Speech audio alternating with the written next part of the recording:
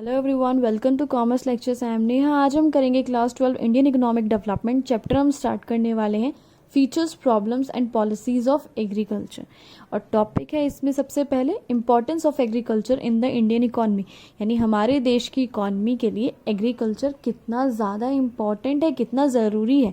तो सबसे पहला पॉइंट है आपका कंट्रीब्यूशन टू जीडीपी, यानी एग्रीकल्चर जो है वो जीडीपी में कंट्रीब्यूट करता है, यानी जीडीपी को बढ़ाता है। ठीक है, जीडीपी मतलब ग्रॉस डोमेस्टिक प्रोडक्ट।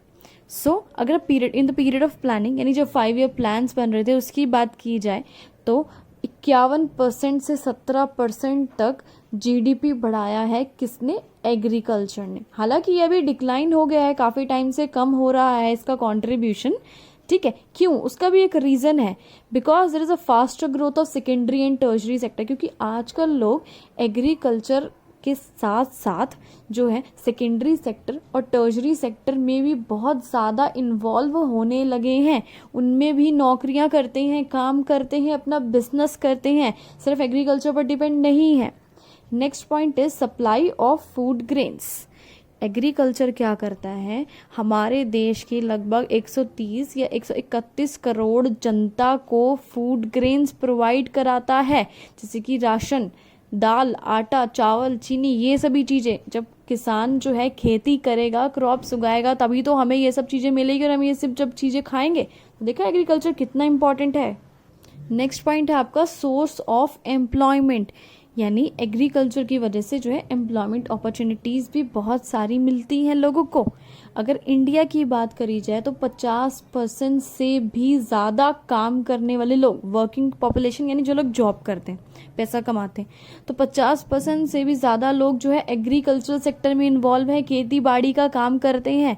तो ये क्या दिखाता है कि एग्रीकल्चर क्या है? Principal source of employment.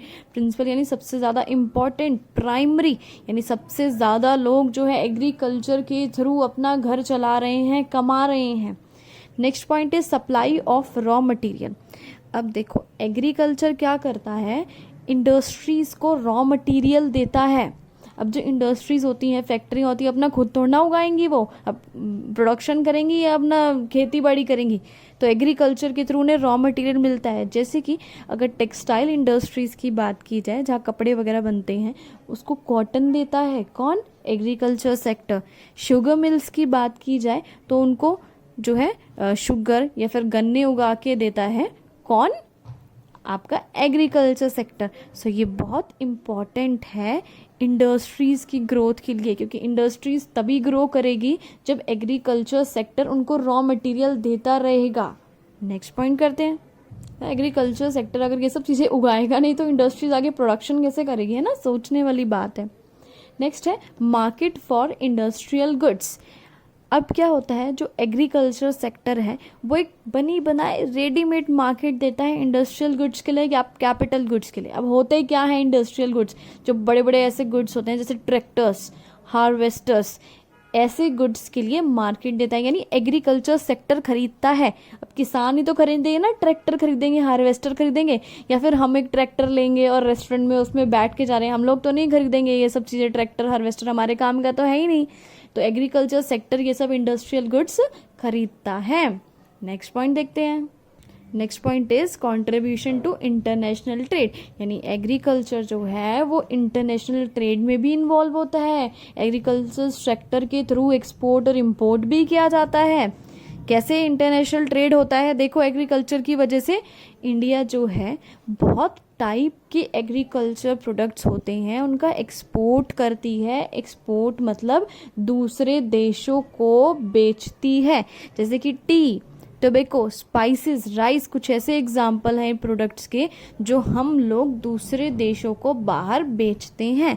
और इसकी वजह से ये हमें क्या कमा के देता है? फॉरेन एक्सचेंज रिजर्व, यानी गुड्स को जब एग्रीकल्चर एक्सपोर्ट करता है तो उसके बदले हमें बाहर की करेंसी मिलती है, यानी फॉरेन एक्सचेंज रिजर्व मिलता है।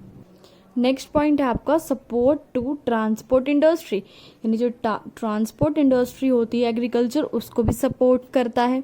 कैसे? जैसे रोडवेज या रेलवेज यानी ट्रेन्स ले लो, ट्रक्स ले लो, किसी को भी ले लो, ये सभी लोग क्या करते हैं, फार्म प्रोडक्ट्स यानी फसलें वगैरह जो होती है इसको ट्रांसपोर्ट करते हैं different areas of the country, का मतलब है हमारे पूरे देश में। अब जैसे कि दार्जिलिंग में अगर चाय पत्ती उगी है तो उस चाय पत्ती को पूरे देश में पहुंचाने का काम किसका है, रोडवेज का या रेलवेज का या ट्रक्स वगैरह के थ्रू जाएगी या फिर ट्रेन्स के थ्रू जाएगी। तो इस तरह से जो आपकी ट्रांसपोर्ट इंडस्ट्री है वो भी ग्रो करती है एग्रीकल्चर सेक्टर की वजह से। नेक्स्ट पॉइंट देखते हैं। नेक्स्ट पॉइंट है आपका कंट्रीब्यूशन टू पॉवर्टी एलिमिनेशन, यानी पॉवर्टी को एलिमिनेट करने हटाने में भी एग्रीकल्चर हेल्प करता है।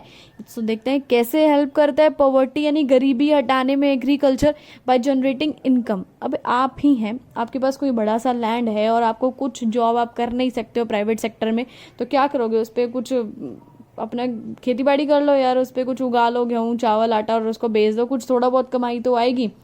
या फिर एम्प्लॉयमेंट अपॉर्चुनिटीज़ भी करता है, जैसे कि आपके पास बहुत सारा लैंड है, उस पर आपने क्या किया, कुछ किसानों को ठेका दे दिया कि भाई ये लो, ये लैंड तुम ले लो, ठीक है, और इस पर जो भी फसल तुम्हें उगानी है उगा लो, बस थोड़ा बहुत जो है लास्ट में मेरे को एंड में जो भी खेती बाड़ी तुम उगाओगे क्रॉप्स उसमें से थोड़ा सा शेयर दे देना, है ना। तो एम्प्लॉयमेंट अपॉर्चुनिटीज़ भी क्रिएट करता है एग्रीकल्चर। तो जब एम्प्लॉयमेंट अपॉर्चुनिटीज़ होंगी तो गरीबी तो हटेगी, है ना। लास्ट पॉइंट देखते हैं, वेल्थ ऑफ अ नेशन, यानी एग्रीकल्चर क्या हमारे देश की वेल्थ है। कैसे एग्रीकल्चर जो है हमारे देश की वेल्थ कैसे संभाले हुए है, किन किन चीज़ों में संभाले हुए हैं, बहुत सारे फिक्स्ड एसेट्स में। जैसे लैंड सबको पता है, अकाउंट्स में पड़ा एक फिक्स्ड एसेट्स है, तो हमारे देश के पास कितना सारा लैंड है ना। मॉडर्न टेक्नोलॉजीज, अब जो है एग्रीकल्चर में कितने बड़े बड़े ट्रैक्टर्स, हार्वेस्टर्स, थ्रेशर्स, क्या क्या चीज़ें यूज़ होती है, नई नई टाइप की टेक्नोलॉजी यूज़ होती है। तो ये भी हमारे देश के एसेट्स हैं, क्योंकि आपको पता है एसेट्स फिक्स्ड एसेट्स हैं, क्या होते हैं, मशीन्स होती हैं।